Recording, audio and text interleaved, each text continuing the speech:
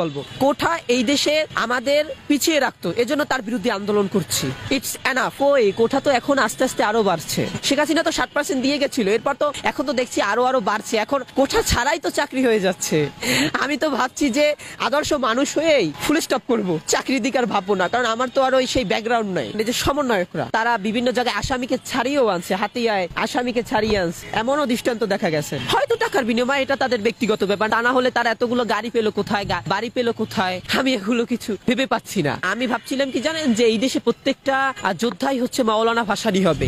যে মাওলানা ভাসানী তালের টুপি নিয়ে নিজে রান্না করে সেই খড়কুটার ঘরে বসে তিনি বসবাস করেছে। তিনি কখনো ক্ষমতাকে তিনি কখনো ব্যবহার করে নাই। মাওলানা ভাসানী এরা হচ্ছে এখন রক্ষক হয়ে ভক্ষক হয়ে গেছে। রক্ষক এখন ভক্ষক, কোঠার জায়গায় কোঠা রইলো, আর আমাদের জীবন, আমাদের শ্রম, আমাদের রক্ত সবকিছু পানি হয়ে গেল। 1971 সালে 7ই মার্চে যে বঙ্গবন্ধু শেখ মুজিবুর রহমান যে একটি ভাষণ দিয়েছে, বিশ্ব সারা জাগানো ভাষণ, এবং আমরা যেটাকে বলি সম্মোহনী নেতা, মানে 7ই মার্চের যে ভাষণটা, আমি পুরান ঢাকার ঐতিহ্যবাহী মহাবিদ্যাপীঠ সরকারি সৈয়দ সোহরাওয়ার্দী কলেজে একাদশ শ্রেণীর মানবিক বিভাগে অধ্যয়নরত আছি।